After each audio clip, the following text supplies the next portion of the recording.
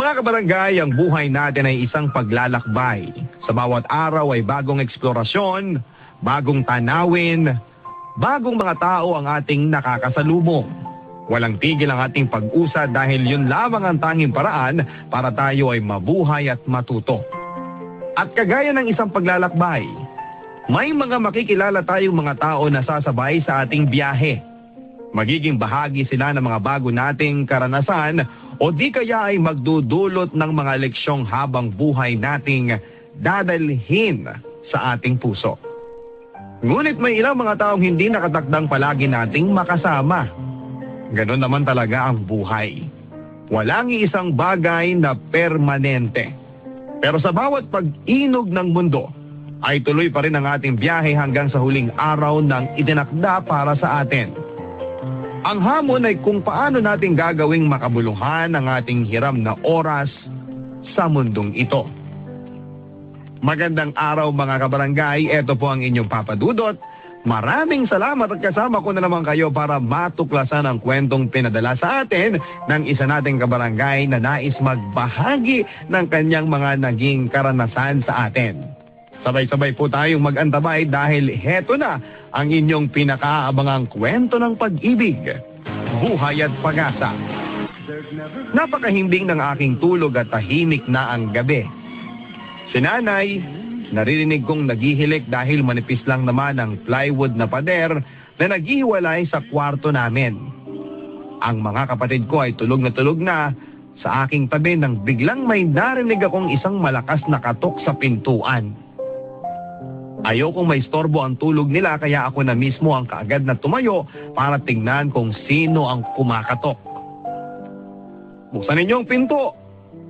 Parang boses ni Tatay ang naririnig ko pero iba ang tunog nito. Pagkabukas ko ng pinto ay si Tatay nga ang kumakatok pero magulo ang itsura niya. Sobrang lukot ng damit, ang buhok ay parang hindi sinuklay at ang mata niya ay halos hindi na mabuksan. Lasing si Tatay. Base sa itsura niya ay hindi maitatanggi iyon. Hindi siya halos makalakad kaya kahit maliit ako ay pilit ko siyang inalalayan para hindi tumumba at madisgrasya. Ikuha mo ko ng kape. Pabalang niyang sabi at amoy na amoy ko ang alak sa hininga niya. Tay, upo muna kayo. Hirap na hirap ako pero inalalayan ko siya sa isang upuan sa munti naming sala, kung saan ang isang sulok nito ay ginawa naming kusina. Inalag ko ang termos namin at mabuti na lang at may kaunti pang tubig na siyang ginamit ko sa pagtimpla ng kanyang kape. Ay, eto na po. Agad na kinuha ni Tatay ang kape at hinigop ito pero sa kadahilan ng hindi ko alam ay bigla niya itong niluwa. Natalsikan pa nga ang paa ko sa ginawa niyang yon. Ano bang klaseng kape yan? Parang ni-ref sa sobrang lamig. Pasensya na po. Kanina pang hapon ininit ni Nanay yung tubig. Mag-iinit na lang po ako ng bago. Pero bago pa ako makatalikod para pumunta sa stove ay bigla kong naramdaman ang kamay ni Tatay na humampas sa pisngi ko. Pak! Isang napakalakas na tunog ang narinig ko. Kasabay ng paghapdi ng balat sa aking pisngi. Aray po, Tay! Napasigaw ako. Nagreklamo ka ba? Wala ka ng silbi sa bahay na ito. At mabilis niyang itinaas ang kanyang kanang kamay para hatawin akong muli. Itinaas ko ang braso ko para proteksyonan ang aking sarili pero ito naman ang natamaan ni Tatay. Inila ko ni Tatay sa pader at tumayo ka dyan. Sabi niya, huwag kang kikilos. At sa takot ko ay ginawa ko na lang ang iniutos niya sa akin. Kahit na nanginginig na ako at napapaiyak ako ng sobrang sakit sa nararamdaman ko. Inuha ni Tatay ang walis tambo at paulit-ulit itong hinataw sa aking puwet. At sa bawat pagsigaw ko ay parabang balde-balde ng luha ang aking nailalabas. Dito na nagising si Nanay at ang aking mga kapatid para makita kung ano ang nangyayari. Eduardo, ano pa yung ginagawa mo? Tigilan mo na yan. Pagtigil ni Nanay kay Tatay. Ngunit imbis na magpaawat ay tinaas niya rin ang kanyang hawak na walis na parabang aktong hahatawin din si Nanay. Huwag mo akong pigilan dahil kapag ginawa mo yan ay malilintikan ka rin sa akin. Buwisit ka. Parang makahiyang tumiklop si nanay at niyakap na lamang ang mga kapatid kong umiiyak na rin sa nakita nilang sinapit ko. Dahil doon, Papa Dudut, ay tinanggap ko ang bawat mahapding palo ni tatay. Siguro sa mga pang-10 ay magiging manhid na rin ako. Pero nagkamali pala ako sa aking akala dahil ang sakit na nararamdaman ko sa oras na yon ay hindi na nakawala sa aking puso. Kailanman nang naging umpisa ng pagiging lasinggero ni tatay. Kaya siya naglasing noong araw na yon ay dahil natanggal siya sa pabrikang pinagtatrabahuhan niya at sa sobrang lungkot at pagiging depresado ay sa alkohol niya ibinaling ang kanyang atensyon. Magmula noon ay halos walang araw na hindi siya amoy gin. Buti sana kung natutulog na lang siya at hindi na manggugulo, pero hindi yun ang kaso sa bahay. Madalas na magwala si tatay at naghahanap ng maaaway sa amin. At kapag kamalas-malasan mo ay ikaw ang napiling guluhin, sa bandang dulo ng usapan ay palo at hampas at hataw ang aabutin mo.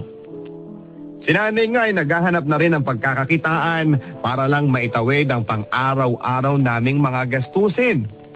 At hindi madaling gawin yon. 5 kaming magkakapatid at ako ang pangalawa. Ibig sabihin ay 7 bibig ang kailangang kumain.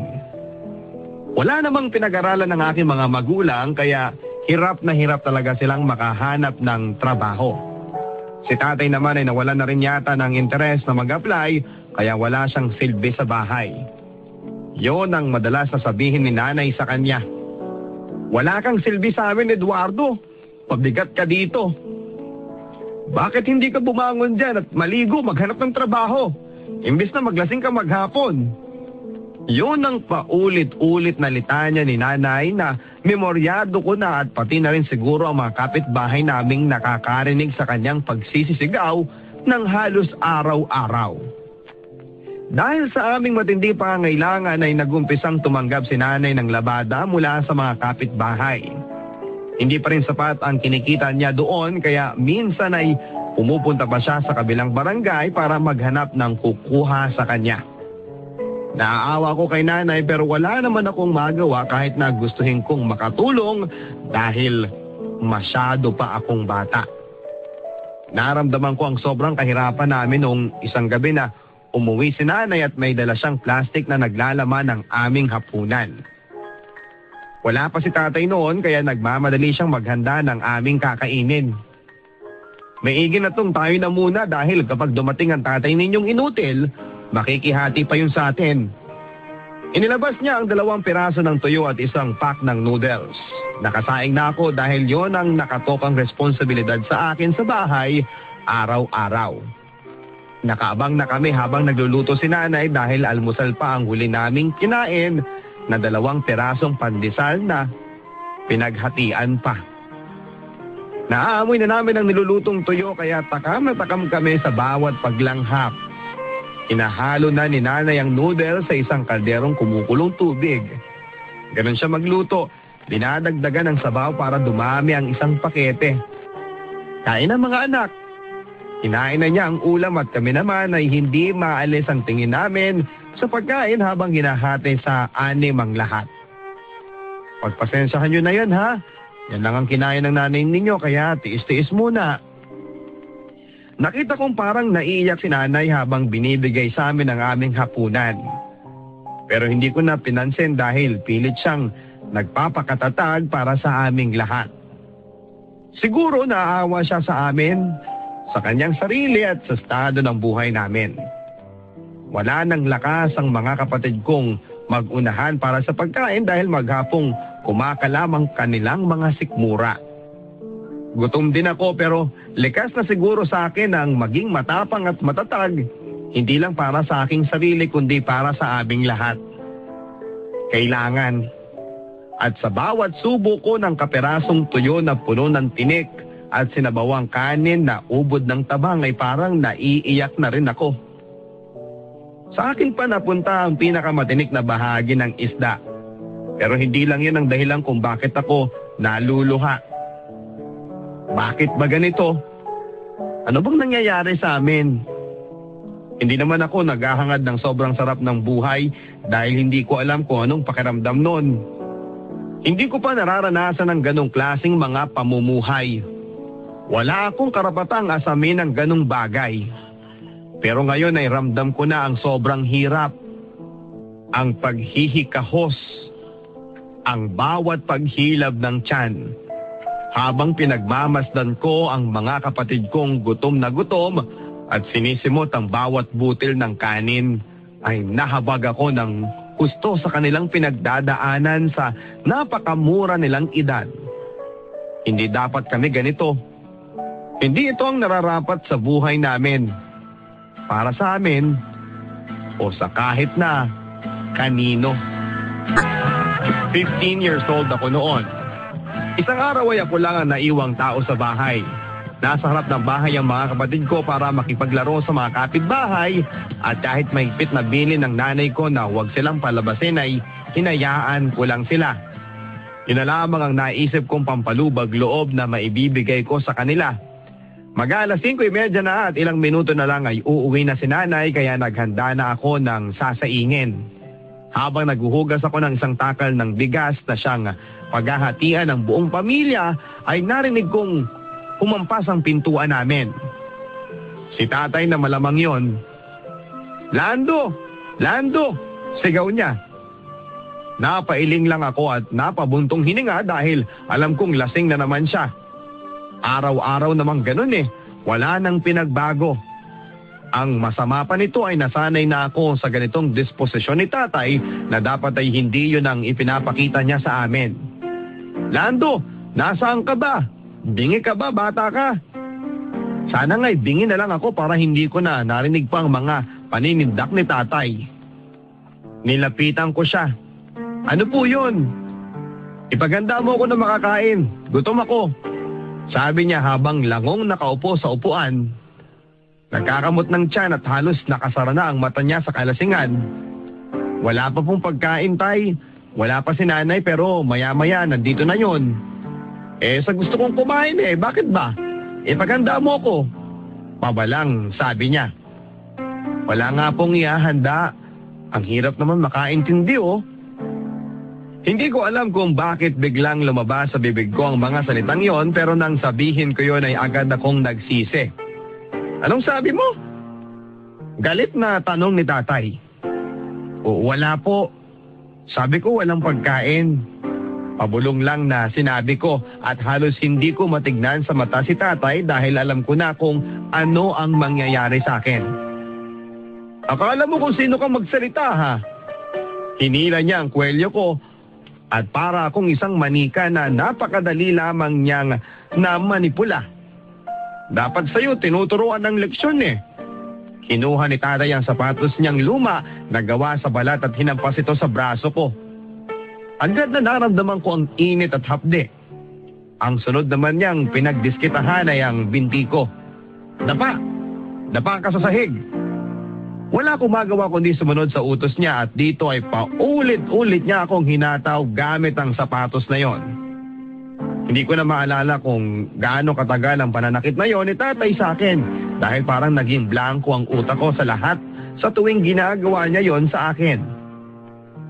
Iyon na siguro papadudot ang paraan ko para harangan ng pisikal at emosyonal na sakit at hindi ko ito masyadong maramdaman.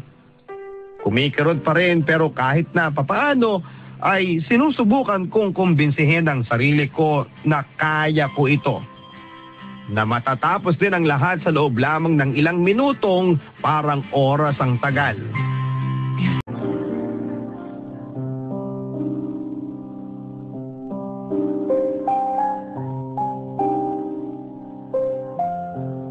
"15 years old ako noon. Isang araw ay ako lang ang naiwang tao sa bahay. Nasa harap ng bahay ang mga kapatid ko para makipaglaro sa mga kapitbahay at kahit mahigpit na bilin ng nanay ko na huwag silang palabasin ay hinayaan ko lang sila. Yun na lamang ang naisip kong pampalubag loob na maibibigay ko sa kanila. Mag-alas 5:30 na at ilang minuto na lang ay uuwi na si nanay kaya naghanda na ako ng sasaingin. Habang naghuhugas ako ng isang takal ng bigas na siyang paghahatian ng buong pamilya, ay narinig kong humampas ang pintuan namin. Si tatay na malamang yon. "Lando! Lando!" sigaw niya. Napailing lang ako at napabuntong hininga dahil alam kong lasing na naman siya. Araw-araw namang ganun wala nang pinagbago. Ang masama pa nito ay nasanay na ako sa ganitong disposisyon ni tatay na dapat ay hindi yun ang ipinapakita niya sa amin. "Lando, nasaan ka ba? Bingi ka ba, bata ka?" Sana nga'y bingi na lang ako para hindi ko na narinig pa ang mga paninindak ni tatay. Nilapitan ko siya. "Ano po yun?" "Ipaganda mo ako na makakain. Gutom ako," sabi niya habang langong nakaupo sa upuan. Nagkakamot ng tiyan at halos nakasara na ang mata niya sa kalasingan. "Wala pa pong pagkain, tay. Wala pa si nanay pero maya-maya nandito na yon." Sa gusto kong kumain bakit ba? "Ipaganda mo ko." Pabalang, sabi niya. "Wala nga pong ihahanda. Ang hirap naman makaintindi Hindi ko alam kung bakit biglang lumabas sa bibig ko ang mga salitang yon, pero nang sabihin ko yon ay agad akong nagsisi. "Anong sabi mo?" Galit na tanong ni tatay. "Wala po. Sabi ko walang pagkain." Pabulong lang na sinabi ko at halos hindi ko matignan sa mata si tatay dahil alam ko na kung ano ang mangyayari sa akin. "Akala mo kung sino kang magsalita, ha?" Hinila niya ang kwelyo ko at para akong isang manika na napakadali lamang niyang namanipula. "Dapat sa'yo tinuturuan ng leksyon Kinuha ni tatay ang sapatos niyang luma na gawa sa balat at hinampas ito sa braso ko. Agad na naramdaman ko ang init at hapde. Ang sunod naman niyang pinagdiskitahan ay ang binti ko. "Dapa! Dapa ka sa sahig!" Wala akong magawa kundi sumunod sa utos niya at dito ay paulit-ulit niya akong hinataw gamit ang sapatos na yon. Hindi ko na maalala kung gaano katagal ang pananakit na yon ni tatay sa akin dahil parang naging blanco ang utak ko sa lahat sa tuwing ginagawa niya yon sa akin. Iyon na siguro papadudot ang paraan ko para harangan ng pisikal at emosyonal na sakit at hindi ko ito masyadong maramdaman. Kumikirot pa rin pero kahit na papaano ay sinusubukan kong kumbinsihin ang sarili ko na kaya ko ito. Na matatapos din ang lahat sa loob lamang ng ilang minutong parang oras ang tagal. Kinagabihan ay ginisang kangkong ang niluto ni nanay. Binigay daw sa kanya nung pinaglabhan niya dahil marami silang sobra. Parang piyesta na yun sa amin dahil madalas na tuyo o noodles lang ang kinakaya ng perang pambili. Lahat ng mga kapatid ko ay ganadong-ganadong kumain at labis ang saya nila at halatang halata sa kanilang mga mata. Ako lang yatang nag-iisang walang ganang kumain. "Lando, sige na, kain ka na ang sarap ng ulam." "Sige po, Nay."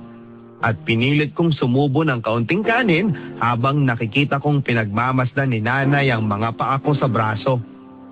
Noong mahuli ko ang kanyang tingin ay nagmamadali siyang umiwas. Dahil wala naman siyang magagawa para itigil ang impyernong dala ni tatay sa tuwing malalasing ito. Umiiwas siya dahil alam niyang sa aking mga mata ay makikita niya ang pagsusumamo at pagmamakaawang gumawa siya ng paraan para tulungan ako at ang aking mga kapatid. Pero mukhang wala talaga siyang kayang gawin. Wala rin siyang balak na gawin.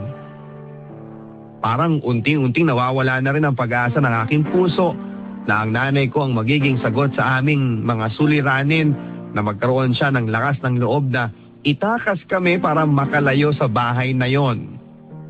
Kaya nung gabing yon, habang nakahiga ako at naghihintay ng dalawin ng antok ay nagdesisyon akong balang araw ay tatapusin ko ang pagdurusang ito sa kahit na anong paraan. Kailangan kong tumakas kung gusto kong mabuhay ng maayos at naaayon sa aking dignidad. Hindi ako agad-agad nakahanap ng pagkakataong gawin ang aking minanais. Ilang taon pa papadudod ang lumipas at sa wakas noong ika-20 kong kaarawan ay doon ako nakahanap ng lakas ng loob na gawin ang matagal ko nang gusto. Siguro dahil naisip kong hindi na ako bata at kaya ko nang harapin ang kahit na anong ibato ng buhay sa akin. Habang tulog ang lahat sa bahay ay tahimik akong pumuslit palabas. Ayoko magising ang kahit na sino sa kanila, lalo na si tatay. Dahil kapag nakita niya ako ay pihadong bugbog na naman ang aabutin ko at hindi pa ako makakaalis ng bahay. Noong makalabas na ako ng pintuan ay saka ko palang sinuot ang tsinelas ko dahil takot akong makalikha ng kahit na anong ingay. Tumakbo kagad ako papalayo nang hindi lumilingon sa akin pinanggalingan dahil wala na akong dahilan para magbalik tanaw. Ang nanay ko at ang aking mga kapatid ay pilit kong binubura ang kanilang mga mukha mula sa aking isipan. At kahit pa gusto ko silang tulungan ay hindi pa posible. Kailangan ko munang tulungan ang aking sarili para ako makabangon at balang araw ay baka sila naman ang maiahon ko. Ilang araw akong naging palaboy, mga kabarangay. Nakakatakot palang mamuhay sa kalsada. Iyon ang aking natuklasan. Napapaligiran ako ng mga rugby boy na pilit akong pinapasubok sa bisyo nila. Meron pang mga holdapper at sindikato na gusto akong hikayating sumali sa kanila pero lagi ko silang iniiwasan at naghahanap ako ng paraan na maging malinis pa rin kahit papaano. Kaya nabuhay na lamang muna ako sa pagpapalimos. Mas maigi na siguro to kaysa mapariwara ako ng tuluyan. Pero aaminin kong hindi naging madaling umiwas sa tukso sa gitna ng gutom at desperasyon. Mga 1 linggo akong walang patutunguhan at basta na lang naglalakad sa kalye. Hindi alam kung nasaan ako at ano ang gagawin. At dahil sa matinding gutom, ay isang hapon, bigla ko na lang naramdaman na unti-unti akong nawawala ng malay. Napasalampak ako sa isang upuan sa parke at hilong-hilo na. Parang umiikot ang aking paligid at mainit ang aking pakiramdam. Yun na lamang ang huli kong naaalala dahil sa aking paggising ay laking gulat ko na lang ng isang malambot na kama na ang aking hinihigaan at may hanging galing sa electric fan na umiikot. Tinignan ko ang aking paligid. Wala na ako sa upuan sa parke. Yun ang sigurado. Isang maliit at malinis na puting kwarto ang aking kinalalagyan at sa tabi ng kama ay may nakapatong sa mesa na isang basong tubig at ilang pirasong biskwit. Agad kong kinuha ang pagkain at ginuya ito nang hindi man lang nag-iisip kung para sa akin ba yun o kanino galing. Sobra na lang kasi talaga ang gutom ko na aking nararamdaman kaya wala na akong pakialam. Muntik na nga lang akong mabilaukan nang may kumatok sa kwarto. Agad akong uminom ng tubig. May isang matandang babaeng sumilip sa pinto at mukha naman siyang mabait. Yun siguro ang dahilan kung bakit hindi ako masyadong natakot sa kanya. Ay, gising ka na pala. Hindi pa rin ako umiimik dahil wala naman akong alam na sasabihin sa kanya. Hindi ko siya kilala at wala akong kaalam-alam kung anong nangyari sa akin. Kung nasaan ako. Nabasa ng matanda ang kaguluhan sa aking mga mata. Ako nga pala si Aling Amay. Nakita kita sa parke kanina.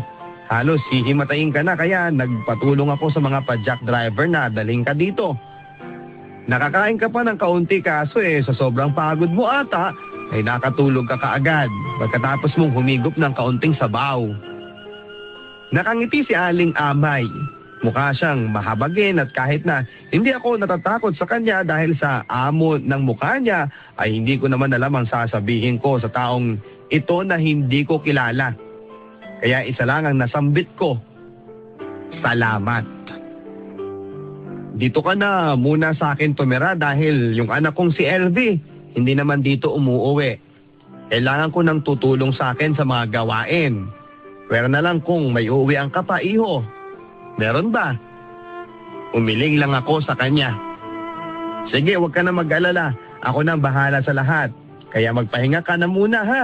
Kailangan mo mag-ipon ng lakas dahil parang hinang-hina ka pa rin. Pagkatapos nun ay umalis na si Aling Amay para makapagpahinga na ako. Hindi ko alam kung panaginip lang ba ang lahat ng naikwento sa akin ng matandang iyon. Baka naman nagdidelirio pa rin ako sa sobrang gutom at nasa guni-guni ko lang lahat ng mga narinig at nakita ko. O di naman kaya patay na ako. Baka akala ko lang ay buhay pa ako at kung ano-ano mga nakikita ko. Pero bago ko pa maisip kung ano talagang nangyari, ay napapikit ulit ang aking mga mata sa sobrang panghihina. Sa madaling salita, Papa Dudut, ay kinupkup ako ni Aling Amay. Hindi ko alam kung bakit pero naalala ko sa kanya ang aking nanay. Halos magkaedad kasi sila at maalaga si Aling Amay. Kagaya na lang ni nanay noong panahong maayos pa ang buhay naming mag-anak. Yung pagkalinga ng isang ina na hinahanap ko at matagal ko nang namimiss ang naging tulay para maging malapit ako sa babaeng nagkaroon ng habag sa akin. Ako ang naging parang boy ni Aling Amay. Kago ko lahat ng gawain sa bahay tulad ng paglalaba, pamamalengke, pamamlansya at nakapagbibigay sa akin ng kaligayahan ng pagsisilbi kay Aling Amay. Yun na lamang ang maibibigay kong kabayaran sa pagkupkup niya sa akin. Isang taong hindi niya kaano-ano. Pero dahil sa wala akong ugnayan kay Aling Amay ay naging problema yon sa kanyang anak na si Rona.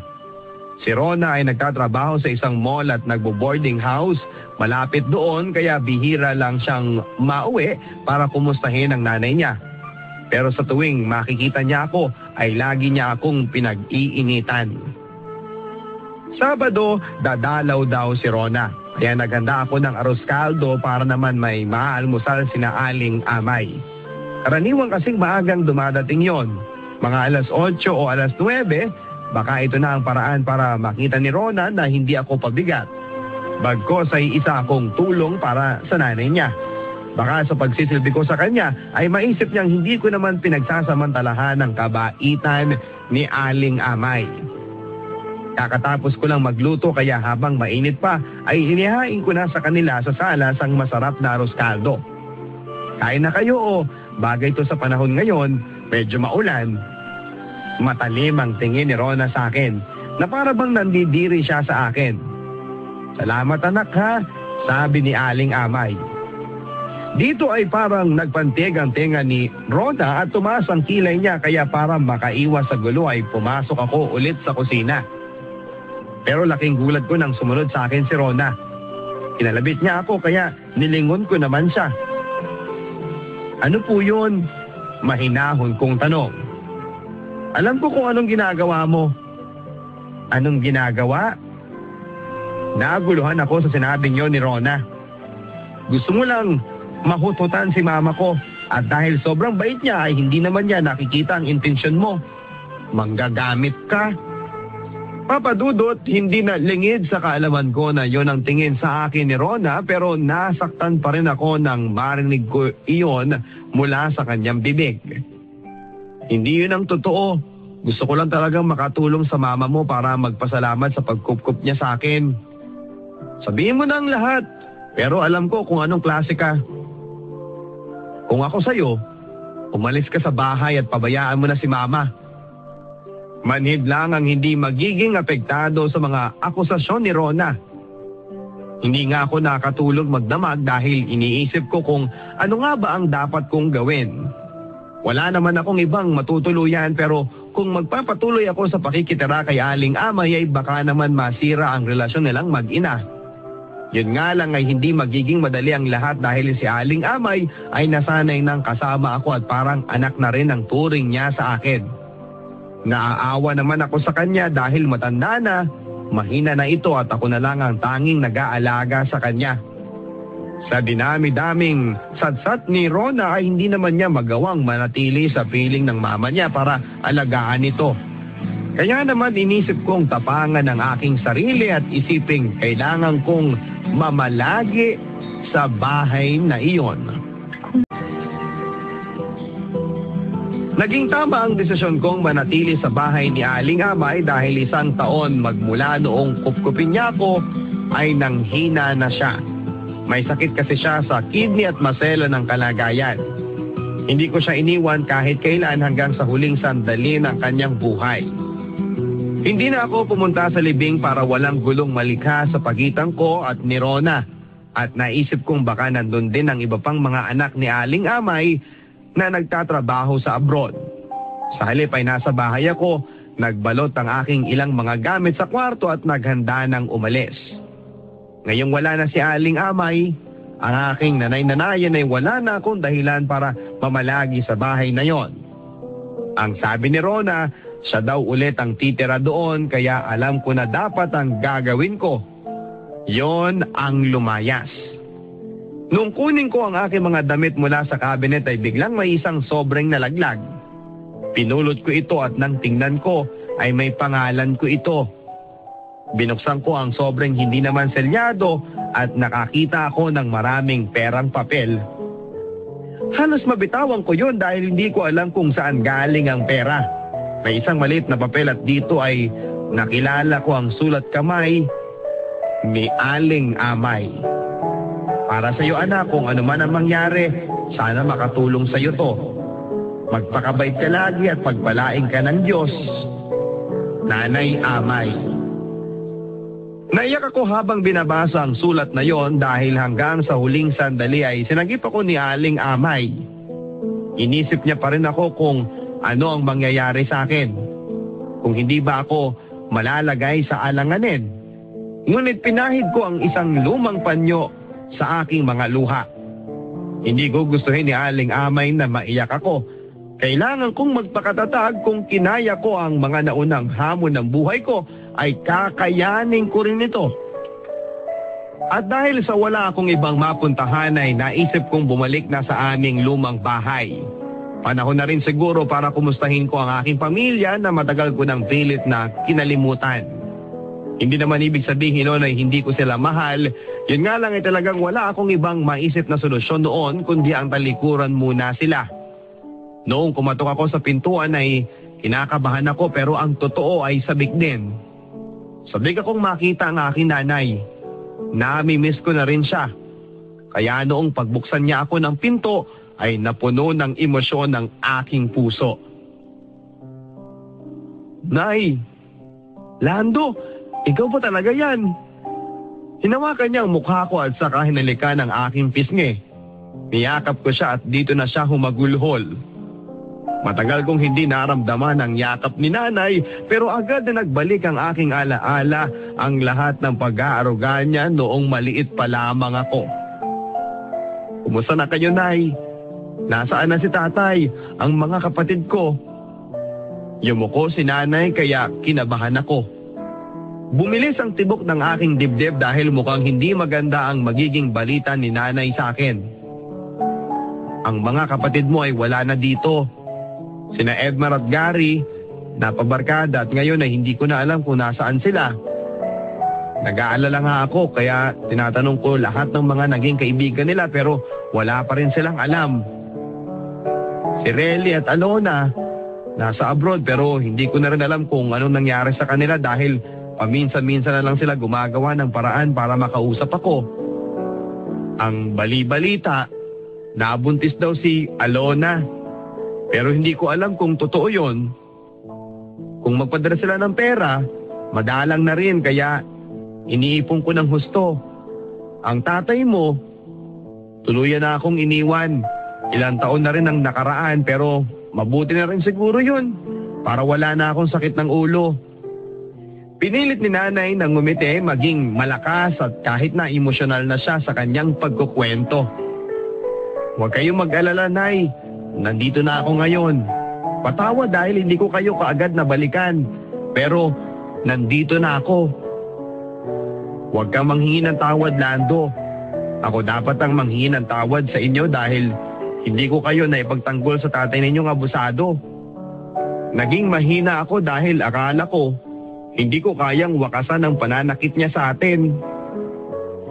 Hindi man tuluyang nahilom agad-agad ng pag-uusap na yon ng sugat sa aking puso, ay naumpisahan naman ni nanay na ayusin ang aming relasyon. Parang tadhana na rin ang nagdikta sa aking magbalik doon dahil may sakit si nanay sa baga. mabuti na lang at naroon na ulit ako para may mag-alaga sa kanya. Gamit ang kaunting perang na ibigay ni Aling Amay ay kumukuha ako ng pandesal na siyang ibinebenta ko kada umaga sa mga kalapit na barangay.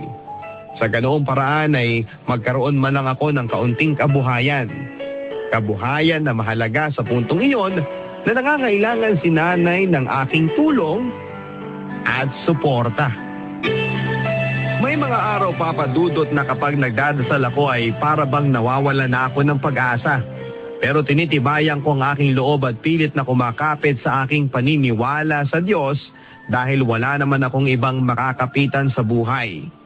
Tao lamang ako at hindi pwedeng sa aking sarili ako manalig at magtiwala dahil sadya akong mahina at limitado ang aking kakayahan. Panginoon, tulungan niyo po ako. Hindi ko ito kaya ng nag-iisa pero hindi rin pwedeng mahalata ni nanay na nahihirapan ako. Kaya nagsusumamo ako sa inyo. Kung may instrumento man kayong maaaring ipadala para matulungan ako, sana po ay ipadala ninyo.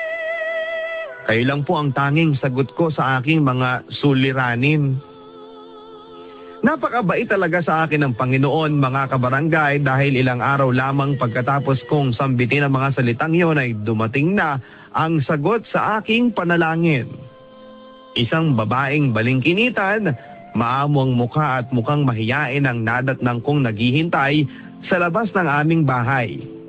Noong pauwi ako galing sa delivery ng tinapay. Magandang umaga, ano pong kailangan nila? Sabi ko sa kanya. Dito ba nakatira si Lando? Ay, ako po yun. Sino po sila? Ako si Joyce. Mama ko si Amay. Kung saan ka nakatira dati. Nang mabanggit yun ni Joyce ay doon ko nakita ang pagkakahawig niya sa kanyang nanay, lalo na sa mata. Gulat na gulat ako nandun siya sa bahay. Talaga? Aba, paano ka napunta dito? Sandali, pasok ka muna at sa loob tayo mag-usap. Inabutan ko siya ng isang baso ng tubig, ang tanging maibibigay ko. Paano mo ko nahanap dito sa lugar namin? Nakakaya naman sa inyo, nagsadya ka pa talaga. Kung alam ko lang sana di nakapaghanda man lang ako ng pagkain o nakabili ako. Tumiti si Joyce at umiling. Wala yun, kasi nung nakatira ka pa kay Mama ay lagi ka na niyang naikikwento sa akin. Blessing ka raw para sa kanya, parang anghel na pinadala para bantayan siya. Maraming salamat nga pala ha. Sa lahat-lahat ng ginawa mo para sa kanya. Napunan mo ang pagkukulang naming magkakapatid. Wala yun, sagot ko kay Joyce. Nagpatuloy siya sa pagpapaliwanag. Matagal na ako nakatira sa Amerika. Hirap ding makauwi ng madalas dahil alam mo na, medyo mahal ang pamasahe. Pero ngayon kasi nagkataong may naipon akong pambakasyon kaya nandito ako para tuparin ang hiling ni Mama sa akin. Hiling? Anong hiling yun? Pagtataka ko. Bago pumanaw si Mama ay tinawagan niya ako at mahigpit niyang bilin na kapag umuwi ako ng Pilipinas, alamin ko raw kung ano ang kalagayan mo. Siguraduhin ko raw na maayos ang iyong buhay para hindi ka na mabalik sa dati mong pinagdaanan. Alam niya kasing masipag ka at naniniwala siyang kaya mong umahon. Natatandaan niya lahat ng kwento mo tungkol sa iyong pamilya at sabi nga niya, sana ay maging maayos na ang lahat. Ako naman, gusto ko rin gawing personal ang misyong tulungan ka dahil sa ginawa mong pag-aalaga kay Mama. Ikaw ang gumawa ng mga bagay na dapat kong ginawa noong nabubuhay pa siya. Nagigilty nga ako eh. Napakasama akong anak. Kaya heto, sa pamamagitan man lang nito ay mapunang ko ang aking pagkukulang. O doon sa sinabing yun ni Joyce ay nagulat din ako sa dagdag pa niyang revelasyon. Ang tatay mo at si Mama, nagkaroon sila ng relasyon dati nung mga bata pa lang sila. Matagal na panahon na yon, bago pa nakilala ni tatay mo si nanay mo. Mahal na mahal nila ang isa't isa pero hindi nagpatuloy ang kanilang pagmamahalan nang makita ni Mama na walang ambisyon sa buhay ang tatay mo. Gustuhin man niyang makasama ito dahil mahal na mahal niya ay inuna niya ang kanyang kapakanan. Sobrang masakit yon para sa kanya. At dinadala niya sa puso niya hanggang sa huling araw niya sa mundo. Kaya noong magkakilala kayo ay nakita niya yon bilang pagkakataon para makabawi sa iyong tatay. Laking gulat ko sa kwentong yon, Papa Dudot. Isang misteryo talaga ang buhay. Minsan may mga nakikilala kang mga tao na talagang nakatakda mong makatagpo at si Joyce ay mukhang ganun din ang naging kapalaran namin dahil sa pagdating niya sa aking buhay ay napagaan ang dala-dala kong problema. Tinulungan niya akong magpundar ng isang maliit na panaderya para daw hindi na ako magdi-deliver sa umaga. Napakasigasig niya na magawa namin yon dahil sabi nga niya walang yumayaman sa pagiging empleyado. At saka kapag naitayo namin ang negosyo ay magiging madali na para sa akin ng kaunti ang pagkita ng pera para sa amin ni nanay. Talagang napakalaki ng utang na loob ko sa kanya dahil wala naman akong alam sa pagnenegosyo. Laging nakaagapay si Joy sa lahat ng desisyon at hindi niya ako iniiwan. Mula umpisa sa pagpaplano hanggang sa magbukas na ang aking maliit na panaderya ay nandoon si Joyce. Noong grand opening ay sinubukan pa niyang buhatin ang isang sako ng harina sa pagkakalang kaya niya ito. Buti na lang at nakita ko kaagad. Joyce, ako na dyan. Akala mo siguro superwoman ka, no? Sabi ko habang binubuhat ang sako para ilipat sa tabi. Akala ko kasi magaan eh. Tsaka oo, malay mo lang ako pala talaga si Wonder Woman. O sige, si Wonder Woman ka nga, sabi ko. Kasi tignan mo, nabuksan agad natin ang panaderya. Ikaw ang may gawa ng lahat ng ito.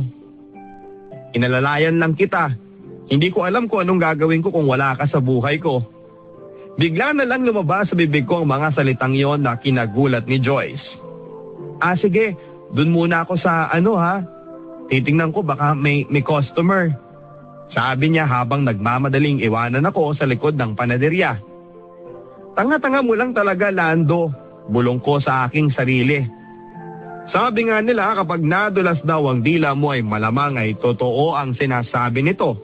Pero pilit kong binabaliwala. Tinulungan ko si Joyce sa pag-asikaso sa mga bumibili noong dumadami ang customer at halos hindi niya ako matignan. Siguro ay abala lang at wala tong kinalaman sa mga nangyari kanina. Pero noong may kukunin akong tinapay ay aksidenteng nasagi ko ang kanyang kamay. Isang segundo lang yon mga kabarangay, pero parang may kuryente akong naramdaman na hindi ko alam kung saan galing. Biglang hinila ni Joyce ang kamay niya. Sorry, Lando. Isang maliit na ngiti ang nakita ko bago niya ibinaling ang tingin sa customer.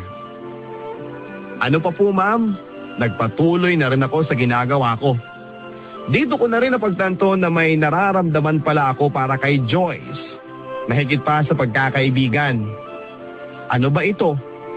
Para akong nakikiliti pero kinakabahan din sa parehong pagkakataon. Noon ay biglang parang may liwanag na suminag sa aking puso. Dahil sa unang pagkakataon, nalaman kong ako ay nakakaramdam ng pag-ibig. Pero hindi maaari yon. Hindi pwede. Ayokong mangarap ng isang bagay o tao na masyadong malayong abutin dahil baka maging masakit ang aking pagbagsak sa lupa. Isang linggo pa lang ang panaderya at mukhang okay naman ang takbo ng lahat. Abala nga kami doon at si nanay ay nakadalaw na rin sa negosyo. Sobrang proud siya sa akin at kay Joyce. Anak, bakit hindi mo kaya ligawan si Joyce? Nanay naman baka marinig kayo nandyan lang siya sa likod. Ano na kung masama kung marinig niya? Nakikita ko kayong magkasama at alam kong pwede kayo sa isa't isa. At saka bagay din kayo, anak. Sabay kiniliti ako ni nanay na parang bata. Nay, umuwi ng hapo kayo at magpahinga. Baka magkasakit pa kayo niyan. Sige kayo. Ay, umiiwas ka lang sa mga tukso ko, anak ko. Tinawanan lang ako ni nanay habang napakamot ako ng ulo. Hindi ko masabi kay nanay na gustuhin ko mang may mamagitan sa amin ni Joyce ay hindi pwede.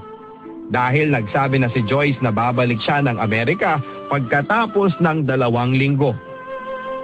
Kailangan ko na rin kasing balikan ang trabaho ko doon. Maswerte lang ako na mabait ang boss ko at pinayagan niya akong magbakasyon ng matagal. Ah, ganun ba?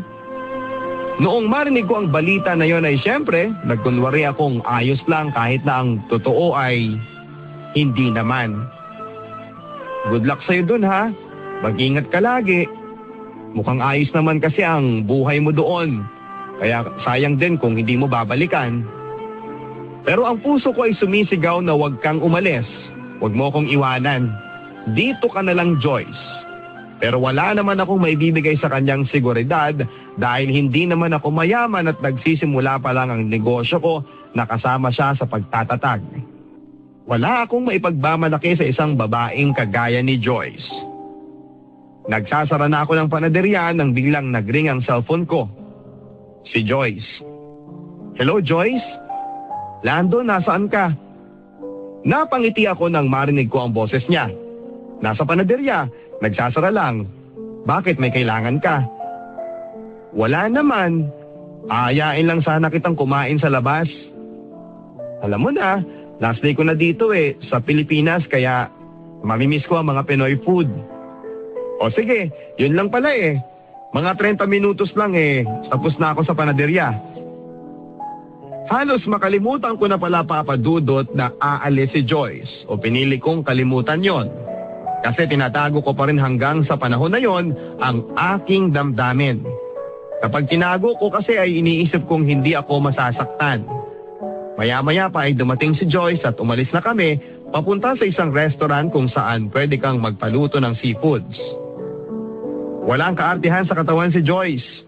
Nagkamay kami sa pagkain at walang pake kahit na pinagtitingin na ng mga tao dahil sa dami ng nakahain sa harap namin. Tawanan lang kami. Napakagaan na para bang walang kalungkutan na bumabalot sa nalalapit na pag-alis ni Joyce. Naglalakad na kami pauwi sa tinutuluyang apartment ni Joyce dahil hanggang sa bungad lang yon ng tricycle. At inisip ko na sana magtagal pa ang oras. Umagal pa sana ito dahil mukhang yun na ang huling pagkikita namin sa loob ng mahabang panahon. O baka habang buhay.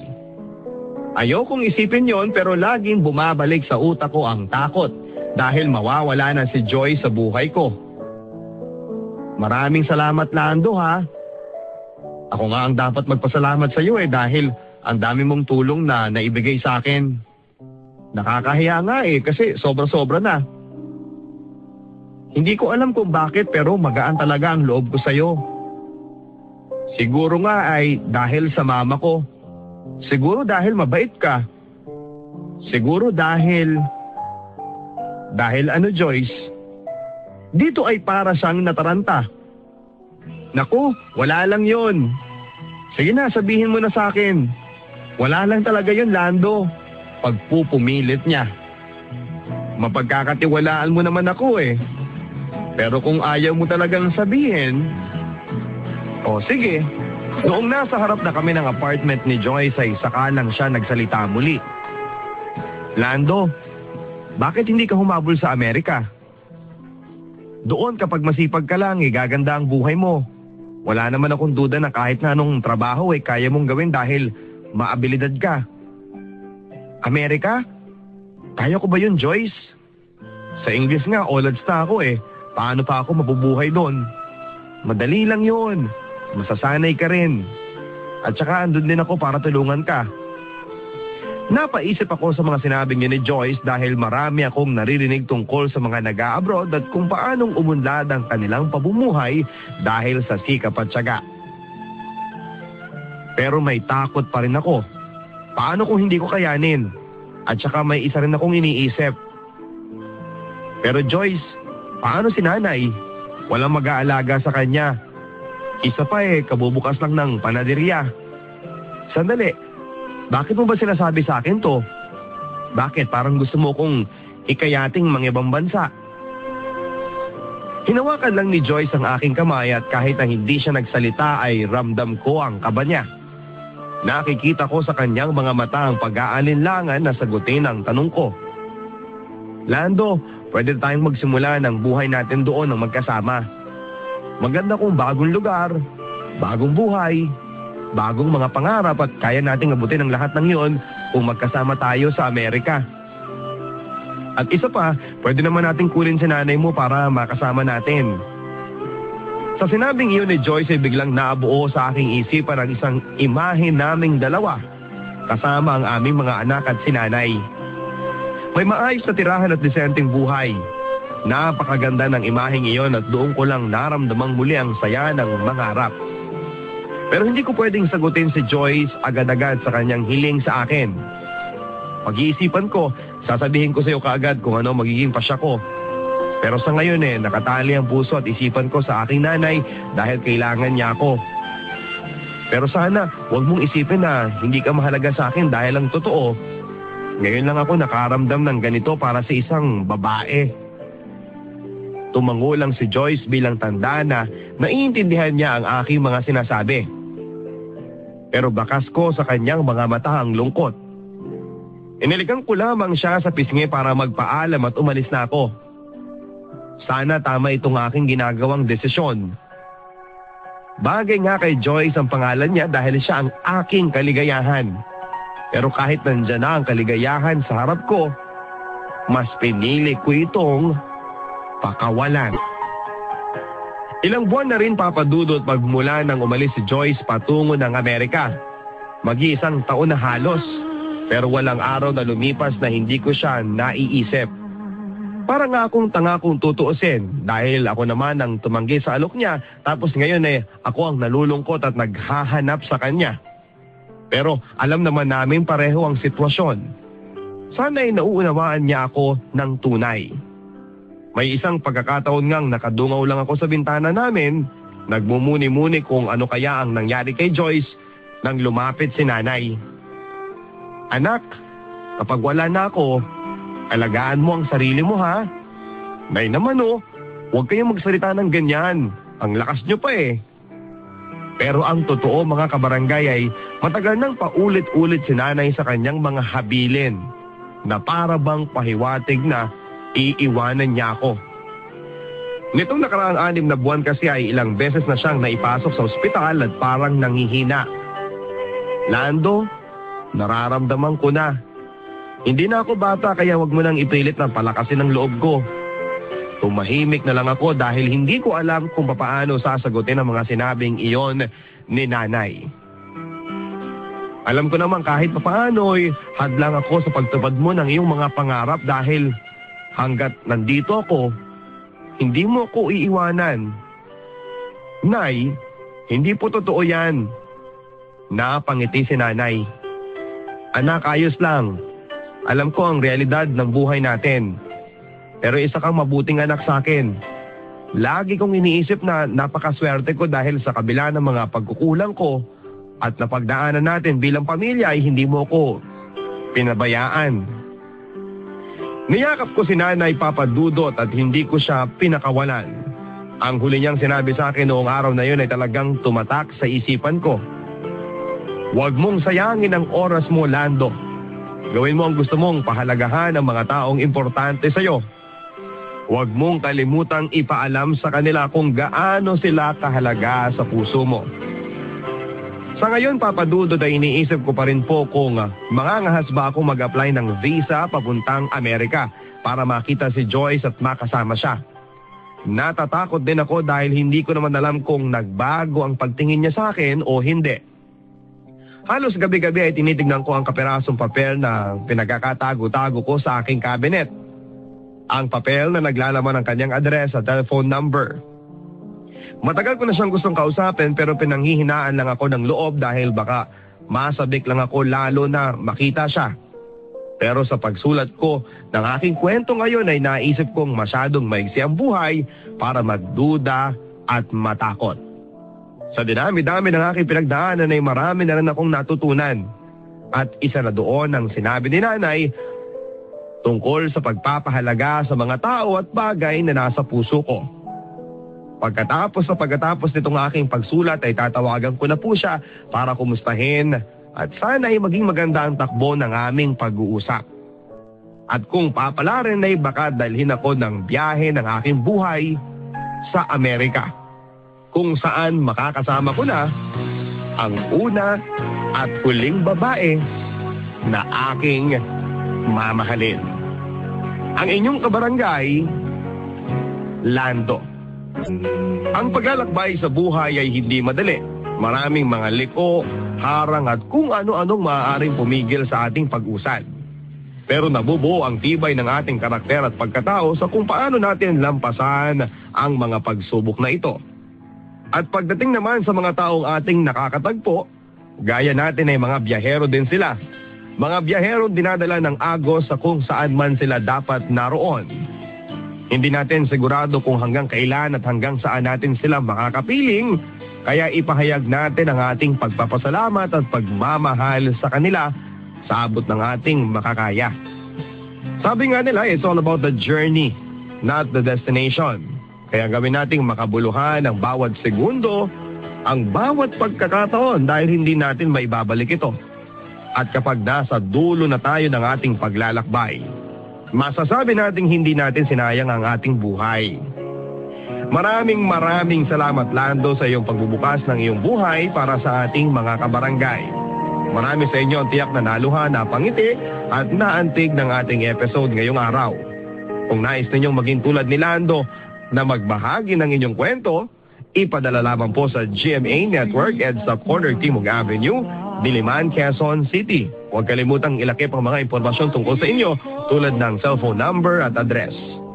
Sana po hindi kayo magsawang suportahan ang ating numero 1 programa mula sa aking puso. Salamat po sa inyong pakikinig.